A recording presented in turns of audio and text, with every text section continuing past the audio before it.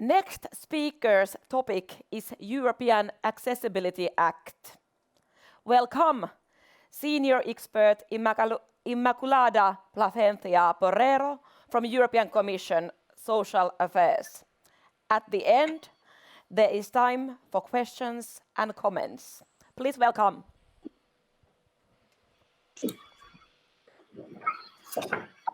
Okay. Good morning, everybody. I hope you can hear me well. Let me start by apologizing for not being able to be with you in the very interesting conference that you have organized. But I'm very happy to be able to take this opportunity to present to you the European Accessibility Act. So if I can have the first slide, the next slide, please. Okay. Back in 2010, the Commission had been working a lot on issues related to accessibility standardization and accessibility policies. There had been several communications done and a couple of mandates being issued to develop accessibility standards. Nevertheless, it was clear that this was not perceived to be enough to address all the barriers that persons with disabilities were experiencing. That is why, with the adoption of the European Disability Strategy in 2010, the Commission took a commitment to use all possible instruments to improve accessibility and to explore the merit of having and adopting new regulatory measures. If I can have the next slide. We wanted to focus on accessibility as an instrument to dismantle those barriers. And in fact, our guiding instrument was the UN Convention on the Rights of Persons with Disabilities. So the objective was to ensure access to those rights, to have equal access. On one hand, we were complementing legislation on protection from discrimination, but we wanted to have very specific instruments to dismantle those barriers and to have a clear idea of what accessibility was about. Accessibility as a tool, as I mentioned, for ensuring equal access to products and services by persons with disabilities. But accessibility is a part of what is necessary to ensure that equal access. Let's not forget that when you define accessibility using a set of requirements, we are taking those requirements, looking and considering what are the most common barriers, but there will always be persons that would need reasonable accommodation. They would need assistive technologies. And that is very important, that goes hand in hand with accessibility. So the equation that we wanted to, and we are working to solve, is ensuring equal access by having adequate accessibility and in good interoperability and complementing reasonable accommodation. This is where the internal market comes together with non-discrimination legislation. Can I have the next slide, please? So what was the situation in Europe? We had at the time, and we still have, because we still have different approaches. Some member states have put in place legislation which is very, very technical and to very specific areas. Some others have based accessibility on anti-discrimination legislation. Basically, they have said that in order to provide equal treatment to persons with disabilities, accessibility must be provided, and they declare or they introduce some legislation that describes what accessibility is. Others have limited the legislation or the approach to accessibility to procurement, meaning they are basically putting accessibility obligations on public authorities by buying accessible. We also saw a very different material scope of the various national legislations. Almost all member states have some built environment accessibility legislation, diverse and at different levels, but there is something. Concerning ICT, information and communication technologies, the situation was very different. Some member states have been pioneering in putting web accessibility legislation in place. Some others do not have that. And given the possibilities that, for example, the European telecommunications directives offer, some member states have developed and built on that very, I would say, adequate accessibility legislation. Some others have very limited provisions. In relation to the level of detail, the legislations of member states is very, very diverse. Some contain very detailed technical parameters and specific provisions, while others have legislation at the level of declarations of principles. Even the level of jurisdiction was different.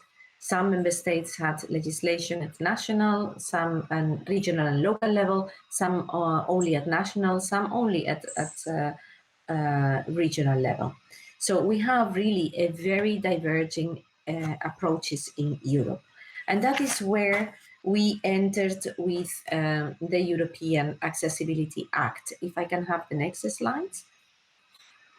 The Accessibility Act aimed to harmonize approaches in Europe, to harmonize accessibility, and to ensure that we have a common level playing field in Europe in relation to accessibility of products and services, so that persons with disabilities can have certainty and an assurance of what they can expect, not only in their member state, but when they go to other member states, so that we take advantages of the internal market.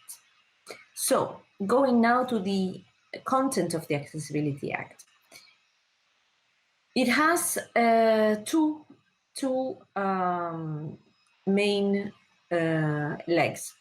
First of all, it contains a set of obligations to accessibility requirements for a number of carefully selected products and services. There is a very strong ICT component in those products and services. I will explain them, I will list them in a minute. This is the first leg. The second leg is using exactly the same accessibility requirements, but they are being used in other EU law, which already contains certain accessibility obligations. For example, public procurement. There is already legislation that requires to buy accessible. And if you buy accessible, if you buy the products and services covered by the Accessibility Act, you would have an obligation to buy them accessible. And if you buy other products and services and you use the requirements, the accessibility requirements which are in the Act, then you will be provided with presumption of compliance. In other words, you will know that you are buying accessible. Can I have the next slide, please? So this is the list of products in the scope of the Act. We have computers, operating systems, self-service terminals, not all of them, but all payment terminals, ATMs, ticketing machines. We have also the type of equipment used for electronic communication services. What is that? Those are telephones, smartphones, modems, you name it. Equipment used for telecommunication services. Similarly, equipment used for audiovisual media services, which would be for example, set-top boxes, digital TVs, and so forth. And finally, e-readers, so dedicated devices for reading e-books. This is the list of products. When we go to services in the next slide, what we see is that we have the electronic communication services, and those are mainly the telecommunications and communication services. The co-legislator exempted the transmission services used for the provision of machine-to-machine services. This was a pity because this is going to be necessary for the Internet of Things, but nevertheless, although there is no obligation on those transmission services to include accessibility, we hope really that electronic communication service providers will be looking to the future and already consider accessibility in a voluntary manner. We have services providing access to audiovisual media services. Here I would like to distinguish between the content of audiovisual media service. So for example, TV programs, which are covered under another directive, the Audiovisual Media Service Directive, and what is covered here, which is those services that provide access. For example, the electronic programming guides would need to be accessible. For example, the web pages where you will find TV programs and so forth. The third group of services are those related to transport legislation. We have 4 modes of transport: air, bus, rail, and waterborne. And we are covering certain elements of those services, complementing already existing European passenger rights legislation. So what are we covering? Where are we demanding accessibility?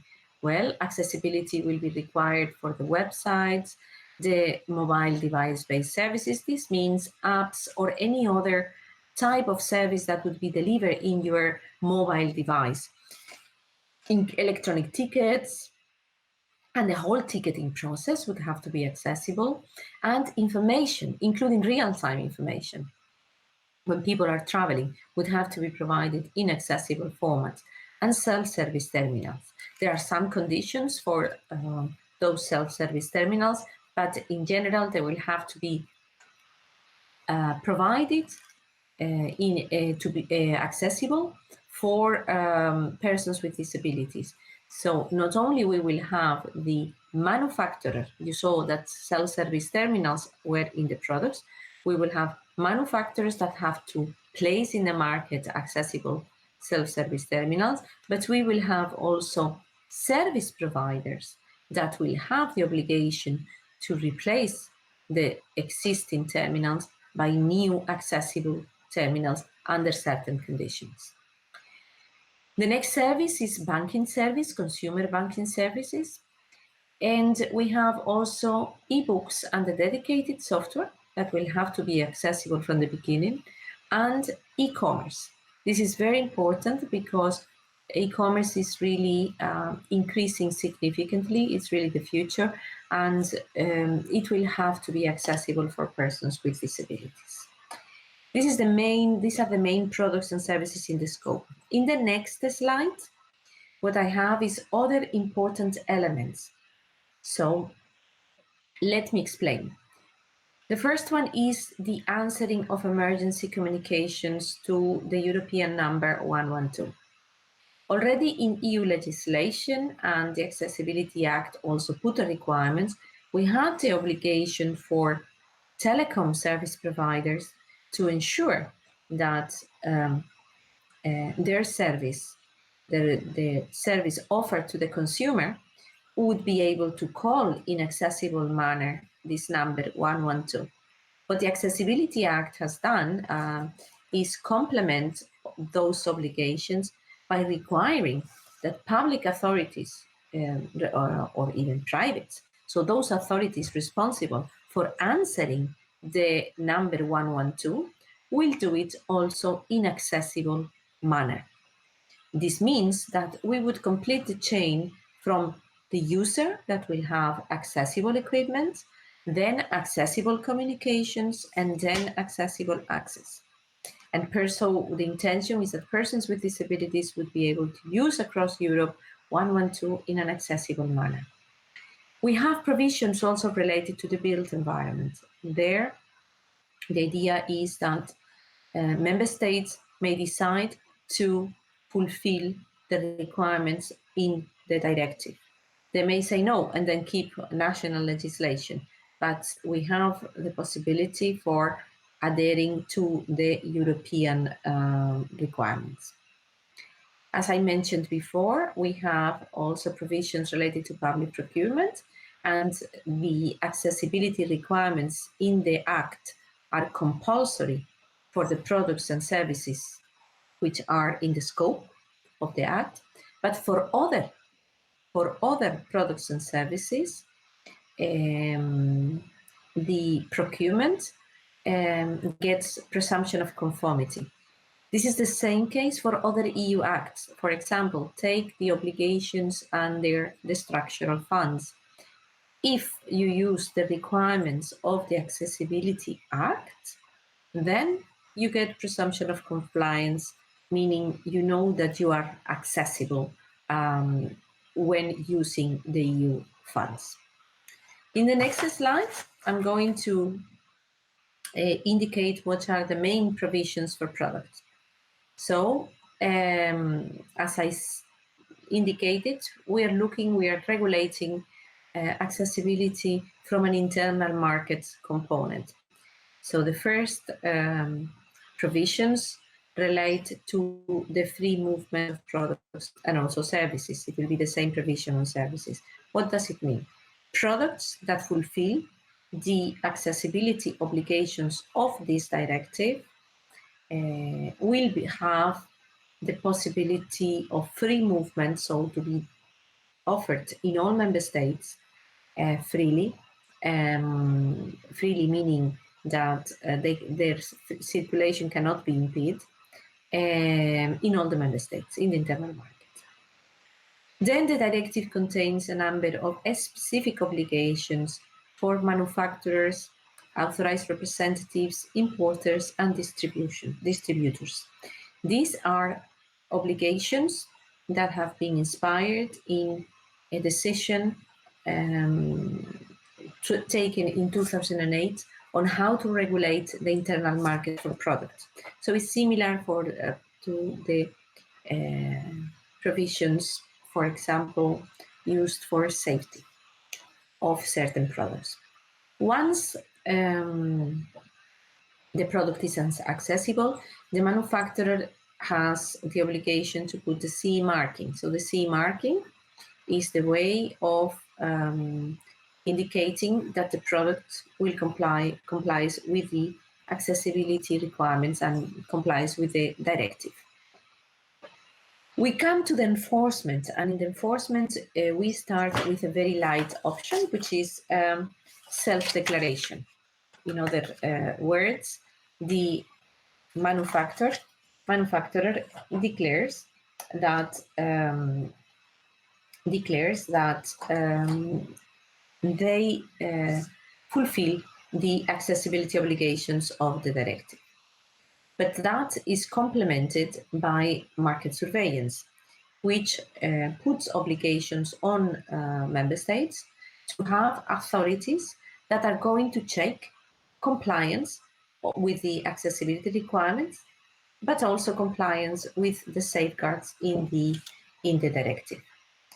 Concerning services, in the same slides, you will see that the provisions in the directive, can I have the next slide, please? That the provisions in the directive for services resemble to a certain extent that of products. You have some accessibility obligations, then service providers get the free movement, assurance of free movement of their service across the EU. And then we have some obligations for the service providers to ensure regular checking and regular assurance that the service is provided in an accessible manner. In addition, service providers have to declare or explain in the general terms and conditions how the service is accessible. And finally, there are obligations for the member states to ensure that there is an authority that is also going to check the compliance of service with the accessibility requirements of the directive. We have in the next slide some exceptions, some mitigating, some measures that are considered to be exceptions to these obligations that I just explained. First, the co-legislators decided to exempt micro-enterprises that deliver services from the scope of the directive. There is a definition of micro-enterprises on the directive, and those will not have to fulfill or provide accessible services. When it comes to micro-enterprises related to products, they are in the directive, so they will have to comply with obligations, but there are some mitigating measures for the burden. So they will have less obligations of reporting in less administrations, and member states may develop some guidelines in order to help them to comply with accessibility. The directive also contains two safeguards, one on disproportionate burden and one on fundamental alteration. Let me explain that disproportionate burden could be declared by the economic operator, and then they do not have to, they have to provide the accessibility requirements only to the extent that the burden to do so is not considered to be disproportionate. Let me say that while it is the economic operator the one that assess at first instance whether the burden is disproportionate or not, this has to be checked also by the market surveillance authorities.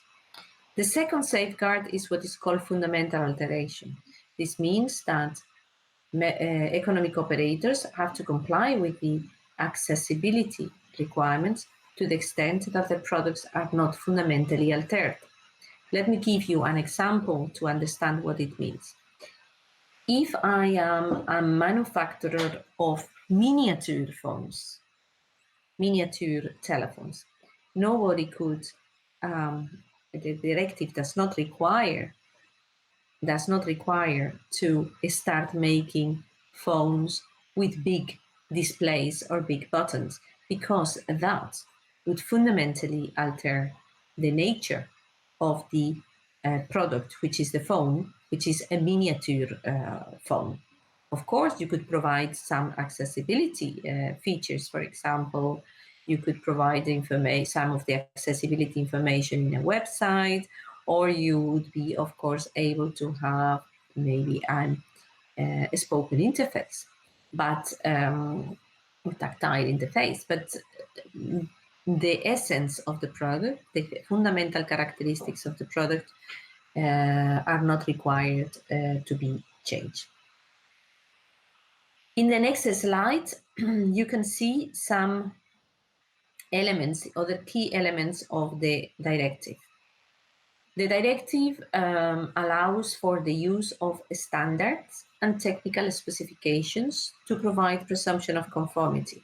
In other words, the legislator can point out two standards that describe in more detail the accessibility, the functional accessibility requirements of the directive.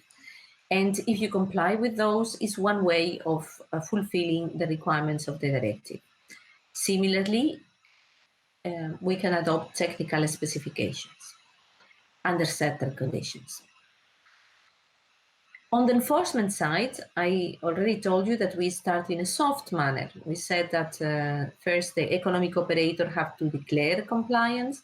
Then a little bit more strong step is to have national authorities that will check if those declarations are correct, and we'll check the compliance of the products of the services. But finally, we have the possibility of the directive for end users, for end consumers, to go to court in cases of non-compliance and seek redress. There is the intention is that then there is a remedial action taken to ensure the compliance of the product or the service, and that the court has the possibility of putting penalties which will be proportionate, effective, and dissuasive. On the timeline for implementation, we have 3 years for transposition, so member states have 3 years for transposing the text of the directive into national law, and another 3 years then for economic operators to comply with those obligations. So we are talking of a total life timeline of 6 years. After 5 years, the Commission will have to, of the implementation of the directive, the Commission will have to put a report in place, a report in which we describe if the directive is properly functioning or not, what effects and impacts that has it had on the market, on persons with disabilities, and then we would be able to propose other measures if needed. The directive is accompanied by a number of annexes. The first one contains the accessibility requirements. The second one contains some examples of what those requirements mean. Those examples are not binding and are just illustrating what those requirements could mean. But they are also not exclusive, and they are not exhaustive. The third annex contains the accessibility requirements for the built environment. Those are functional requirements that can be adopted by the member states. Annex 4 contains the conformity, the documentation for the conformity assessment of products. And Annex 5 contains the equivalent, which is, we call it information on services meeting accessibility requirements for services. So it requires, as I mentioned before, to put in the general terms and conditions how services comply with accessibility. Excuse me, we are running out of time, so if we could just have time for questions also. Yes, okay. I'm finishing. So very quickly, then we have got an Annex 6 that will indicate how to calculate those disproportionate burden. In the next slide, you will list, I have listed a number of standardization mandates so that you have it with you. It tells the standards that are there and the work that we have been doing in order to have standards in the area of ICT, in the built environment, and on the process of design for all. The last slide that I have is the next one and describes the link with other accessibility legislation done at European level. We have web accessibility legislation for which we have exactly the same requirements, accessibility requirements. I mentioned already other two, the electronic communication code that focuses on equivalent access, and it contains some requirements for telecom operators. Finally, the audiovisual media services that regulates the accessibility of content. There are much more. I mean, there are about 30 legal acts that have to do with accessibility and that we use in the directive, but I would leave it now so that we have really times for questions. Thank you very much for your attention.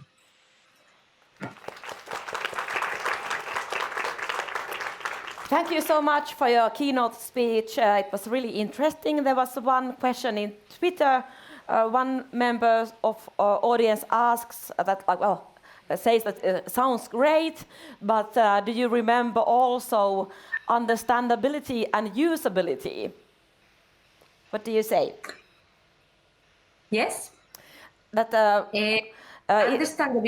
understandability, that it's understandable, all the services, and usability, that it's easy to use. Are these questions also understood in the Accessibility Act? Yes, understandability is one of the requirements that we have put in the annex of the directive.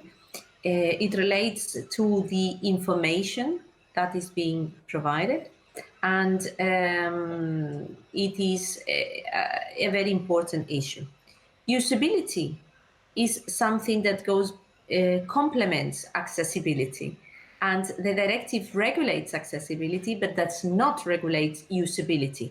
However, if I may elaborate, I'm sure that by having products more accessible, products that fulfill the accessibility requirements, they will be more usable by certain part of the population. Certainly, persons with disabilities would be able to better use those products, but it will benefit also the large part of the population.